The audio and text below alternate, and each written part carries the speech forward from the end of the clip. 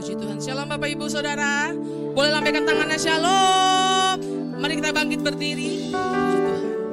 Hari ini kita bersuka cita, amin. Karena Tuhan Yesus baik, sangat baik buat kita. Biarlah hari ini hari yang indah di dalam hidup kita. Kita bersama-sama berkumpul di dalam rumah Tuhan. Kita bersama-sama bersatu hati memuji menyembah Tuhan dengan segenap hati kita. Kita memuji menyembah Dia. Kita bersatu di dalam doa. Kami angkat tangan kami, Tuhan Yesus, kami bersyukur kepada-Mu Bapa buat setiap anugerah Tuhan di dalam kehidupan kami yang begitu besar. Terima kasih Tuhan Yesus, buat hari ini kami bersama-sama bersatu hati mau memuji menyembah Tuhan, mau dengar-dengar akan firman Tuhan. Tuhan, biar Engkau yang mengurapi setiap kami, Engkau yang ada bagi setiap kami Tuhan. Engkau yang satukan hati kami, iman kami di dalam Tuhan dan roh kami di dalam Tuhan. Biar apa yang kami bawa kepada Tuhan menjadi dupa yang harum di depan-Mu Tuhan, dan kami mau terus meninggikan nama Tuhan. Engkau Allah kami yang kudus, Engkau Allah kami yang mulia, Engkau Allah kami yang layak ditinggikan, diagungkan. Di dalam nama Tuhan Yesus kami siap untuk memuji Tuhan. Haleluya, amin. Berikan kemuliaan bagi Tuhan kita Yesus Kristus. Haleluya.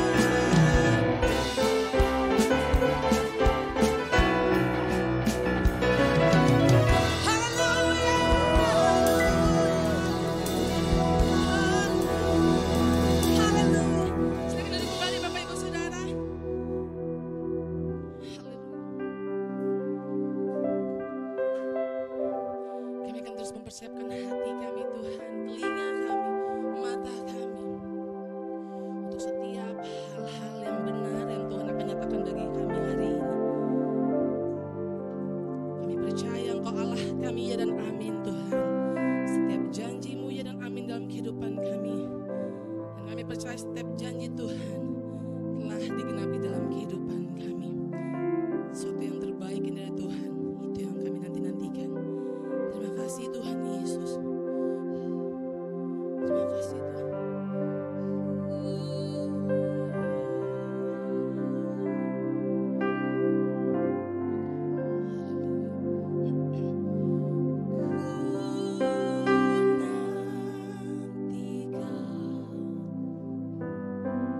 Janji Allah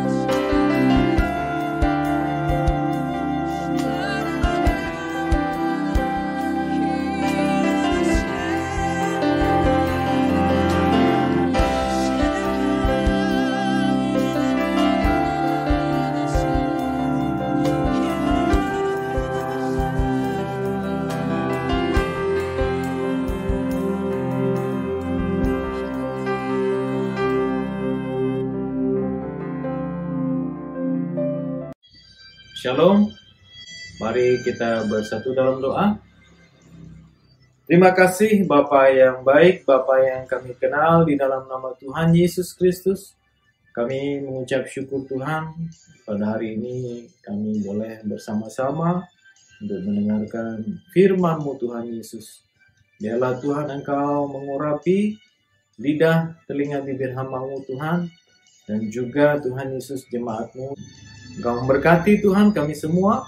Biarlah Tuhan nama-Mu dipermuliakan dalam hidup kami.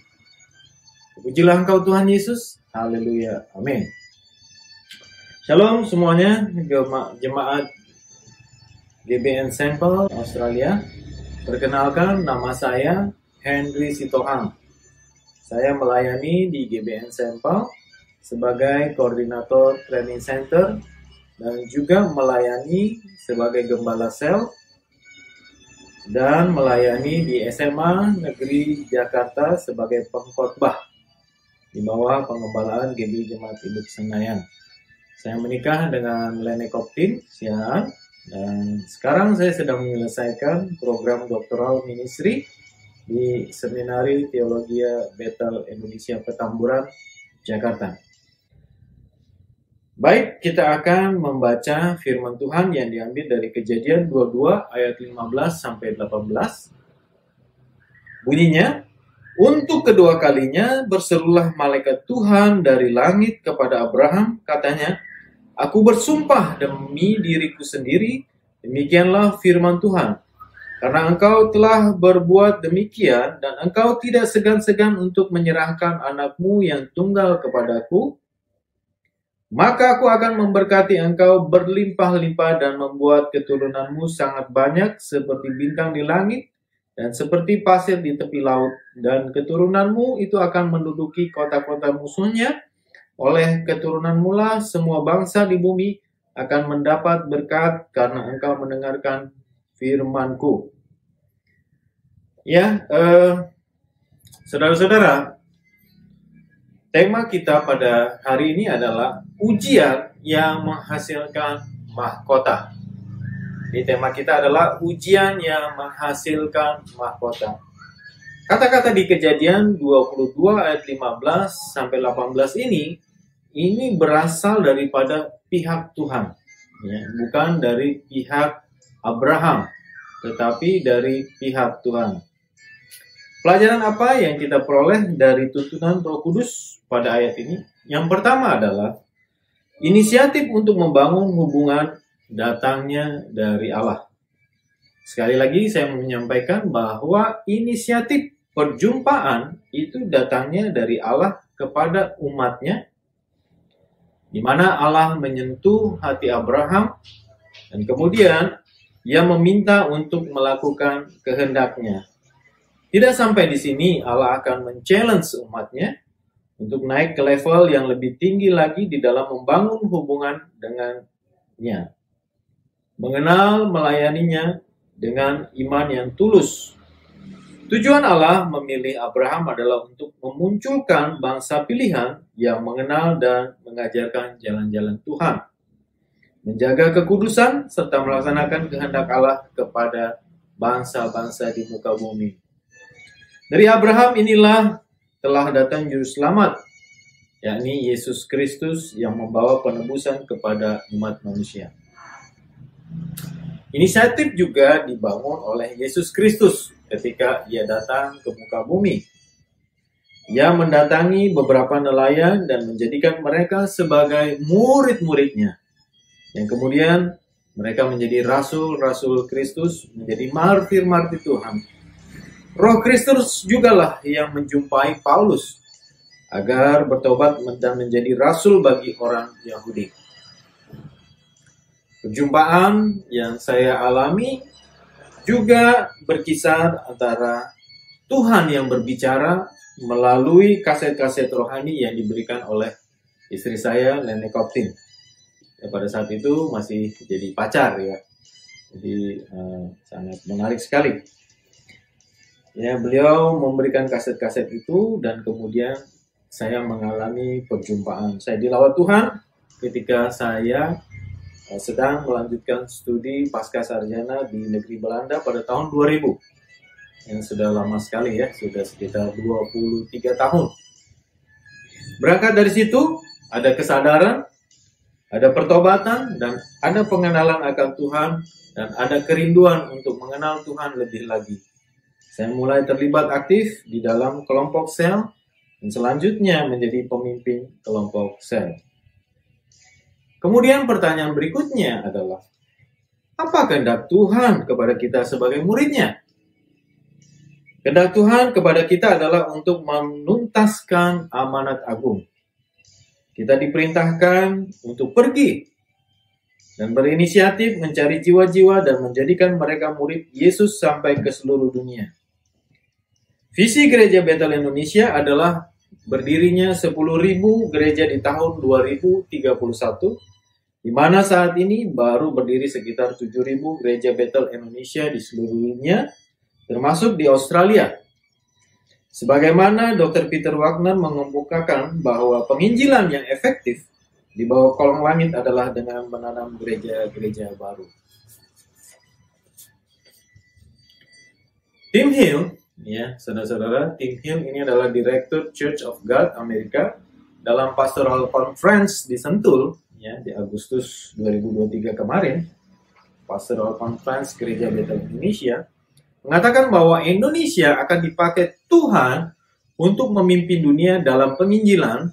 Demikian juga disampaikan oleh Dr. Rubin Adi, Ketua Umum GBI dalam Dies Natalis Seminari Bethel September 2023, yang menyampaikan bahwa Indonesia akan dipakai Tuhan setelah Korea Selatan untuk mengirimkan para misionarisnya sampai ke ujung dunia.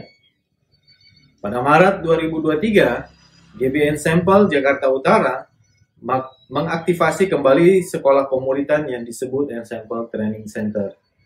Pada saat itu, Pastor Ivan menahbiskan kita semua sebagai pelayan-pelayan di dalam training center. Nah, apa sih tujuan daripada training center ini? Tujuan daripada training center ini adalah untuk melatih serta mempersiapkan anak-anak muda, generasi muda untuk menjadi misionaris, untuk menjadi hamba-hamba Tuhan yang cakap, yang andal untuk melayani secara lintas budaya. Sehingga peserta training siap untuk diutus ke Nusantara, bahkan ke bangsa-bangsa termasuk ke Australia. Pelajaran kedua yang saya dapatkan adalah ketaatan adalah kunci dari pertumbuhan iman. Ibrani 11 ayat 1 berkata, iman adalah dasar dari segala sesuatu yang kita harapkan dan bukti dari segala sesuatu yang tidak kita lihat. Ketaatan Abraham kepada Tuhan dimulai ketika Tuhan memintanya untuk meninggalkan negerinya, berpisah dari sanak saudaranya, dan dari rumah bapaknya di Ur Kasdim. Dewasa ini dikenal dengan nama Irak, ke negeri yang Tuhan janjikan. Firman Tuhan katakan dalam Ibrani 11 ayat 8, lalu ia berangkat dengan tidak mengetahui tempat yang ia tujui. Ini menjadi catatan kita ya, teman-teman semua, bahwa Abraham tidak mengetahui lokasi tempat di mana ia akan pergi. Meskipun dia sudah memiliki harta kekayaan yang berlimpah di Ur Kasdim.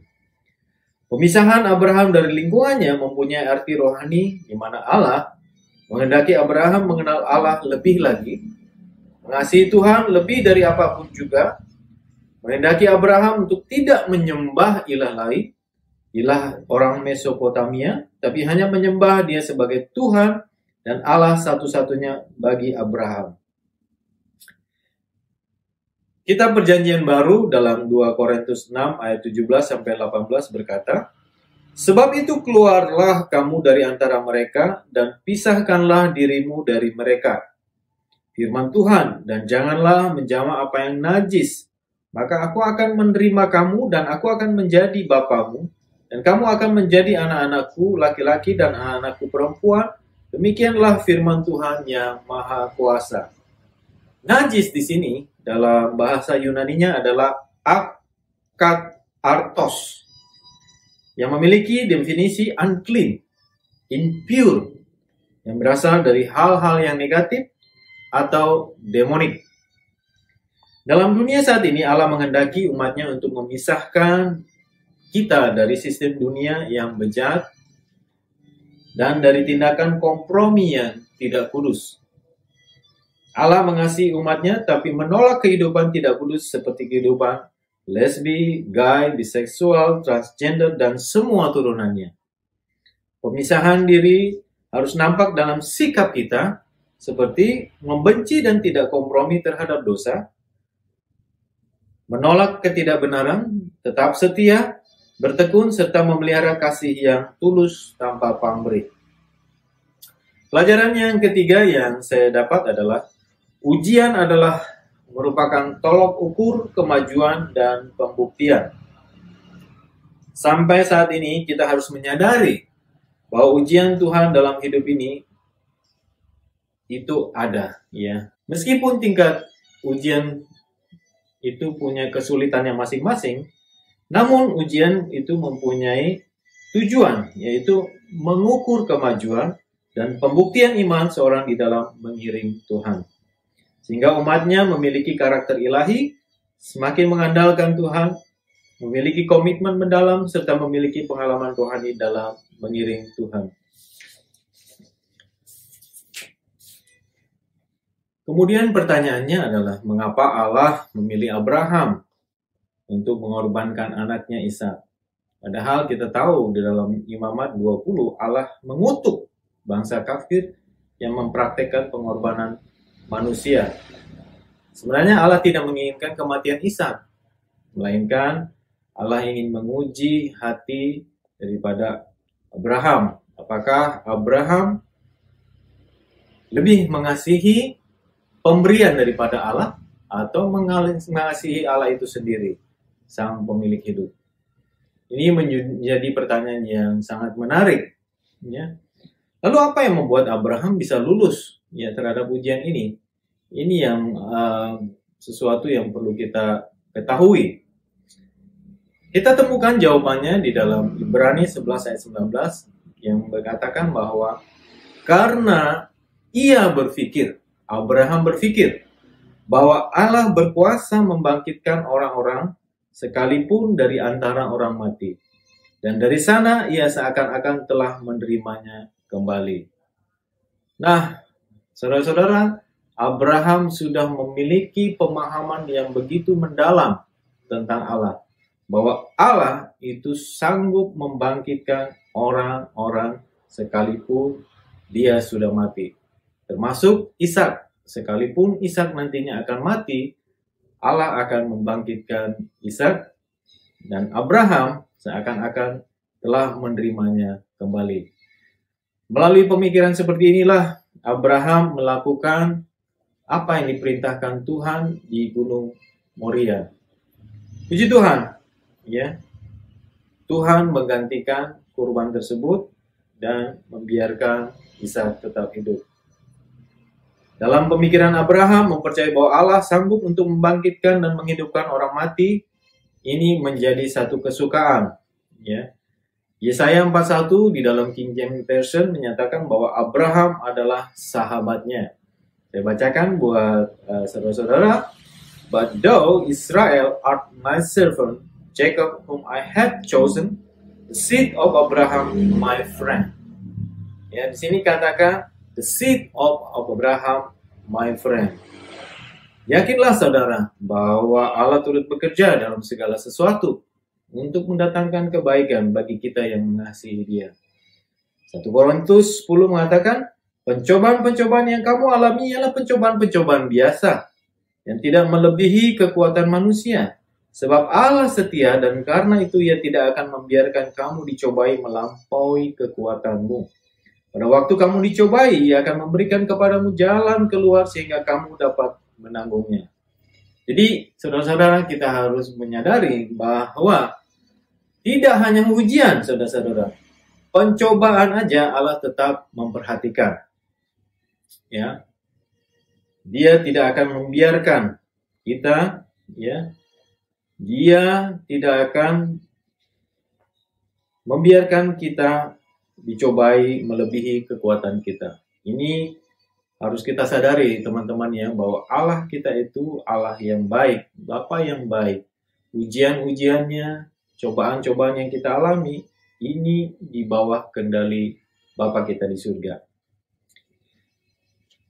Oke, pelajaran yang keempat yang saya mau sampaikan kepada jemaat adalah ada promosi tentunya. Ada reward bagi yang lulus ujian. Kita tahu ya, di sini Abraham itu menjadi berkat bagi banyak bangsa dan keturunannya juga menjadi berkat bagi banyak bangsa. Ya, di sini kita bisa lihat bahwa ada keuntungan rohani yang begitu luar biasa. Ada berkat-berkat Allah yang begitu luar biasa yang melebihi segala pengorbanan kita. Karena iman dan ketaatannya, berkat bagi Abraham berlimpah. Keturunan Abraham diberikan kemampuan untuk menaklukkan musuh-musuh yang dikuasai oleh iblis. Bahkan mereka memberkati dunia. Janji Allah kepada Abraham benar dan sudah digenapi. Keselamatan datang melalui keturunannya Israel. Dan secara khusus melalui Yesus Kristus Tuhan dan Juru Selamat kita. Kita adalah Israel rohani. Kita adalah garam dan terang dunia. Kita menjadi garam dan terang dunia, menjadi Israel rohani karena kita mempercayai Yesus sebagai Tuhan dan Juru Selamat. Ini adalah poin yang sangat penting, saudara-saudara. Ya, berkat-berkat Allah tidak sebatas hanya pemberian-pemberiannya yang mengagumkan untuk dinikmati sendiri. Berkat Allah selalu ditujukan agar mengalir kepada banyak orang. Demikian juga apa yang sudah kita dapat dari Tuhan Yesus Kristus harus kita bagi, ya, harus kita bagi. Kita harus menjadi garam dan terang bagi dunia. Ketika saya mempelajari kota Brisbane, kota ini sangat menarik, ya, seperti di Nusantara seperti itu ya. Di tengah-tengahnya ada sungai, ya, di tengah sungai mengalir begitu indah, ya. Dan kota ini tidak terlalu dingin, ya, dan juga tidak terlalu panas. Sangat menarik untuk didiami, ya. Sangat baik sekali kotanya, dan juga ada pantai yang begitu indah. Saya baru mempelajari ya saudara-saudara, belum sampai ke sana. Tetapi ya ada hal yang menarik. Ketika saya membaca sejarah Brisbane, ya, bahwa di sana pernah terjadi peperangan, ya. Peperangan di Brisbane pada tahun 1942. Pada awalnya saya agak bingung, ya. Kok perangnya antara Amerika dengan Australia? Tetapi ketika saya mempelajari, saya baru mengerti, ya. Jadi pada saat itu Jepang mulai menyatakan perang, ya, Perang Dunia Kedua, dan menekan Amerika. Dan pada 1942 Filipina itu sudah didesak oleh tentara Jepang dan tentara Amerika mundur, ya, ke Australia, ke Melbourne. Dan pada saat itu Brisbane menjadi pilihan untuk tentara Amerika untuk tinggal, karena dari Brisbane itu direncanakan ada serangan balik kembali ke Jepang. Ketika tentara sekutu, tentara Amerika itu singgah dengan jumlah yang cukup besar, hampir sekitar 70.000 jiwa.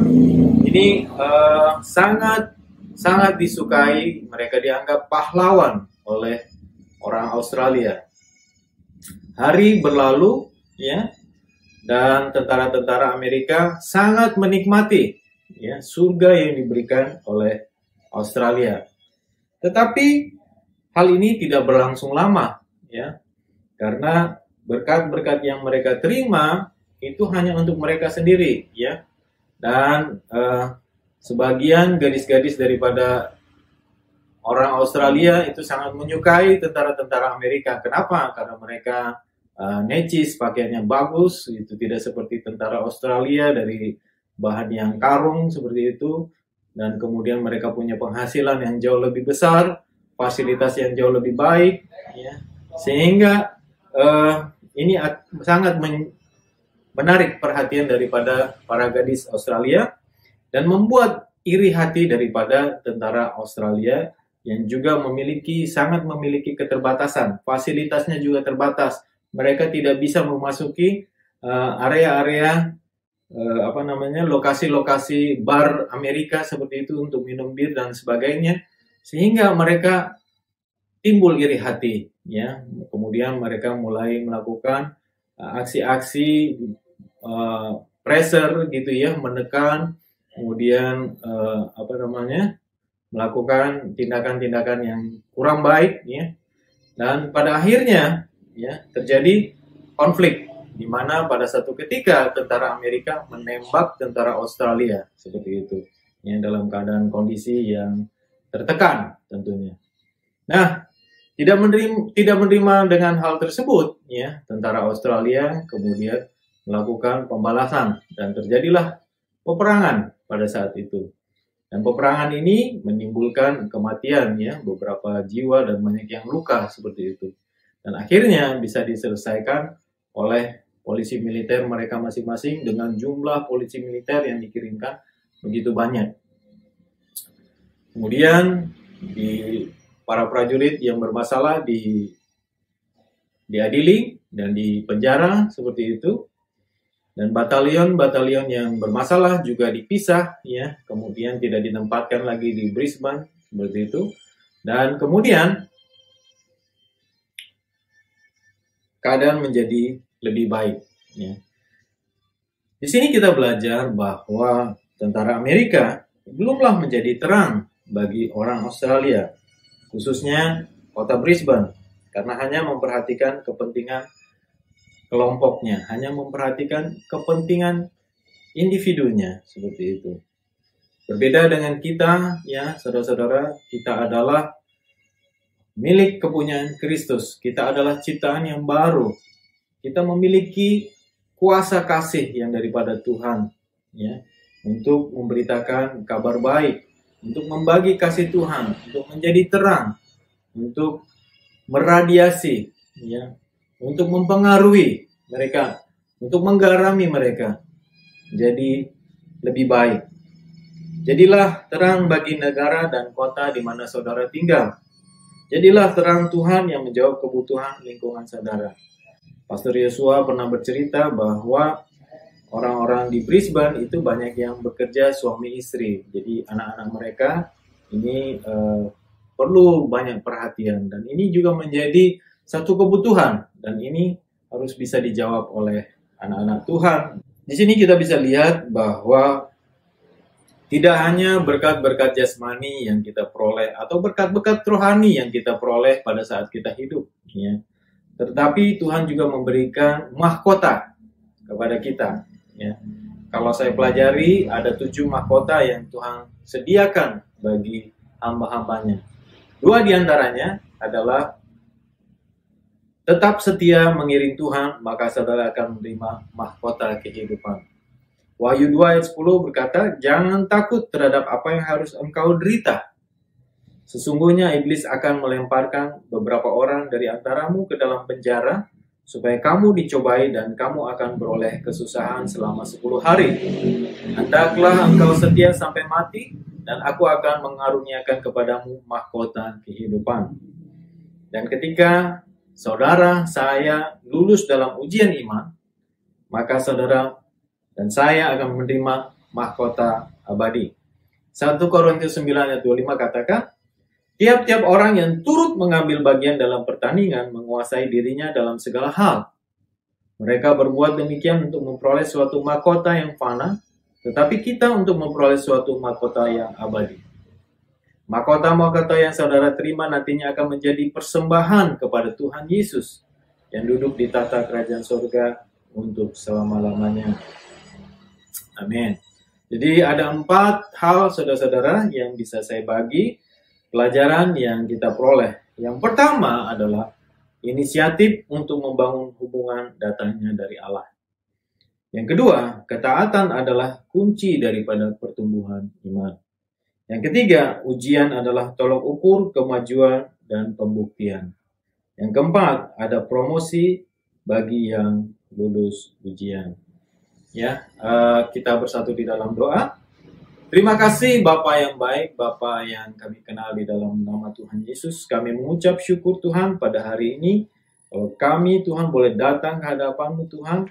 Dan kami percaya Bapa, ujian yang kami terima Tuhan akan menghasilkan mahkota Tuhan Yesus Kristus. Dan biarlah Tuhan Yesus mahkota itu, mahkota abadi, mahkota kehidupan Tuhan, boleh kami terima Tuhan Yesus di dalam nama Tuhan Yesus. Engkau memberkati jemaat-jemaat di Australia Tuhan Yesus Kristus.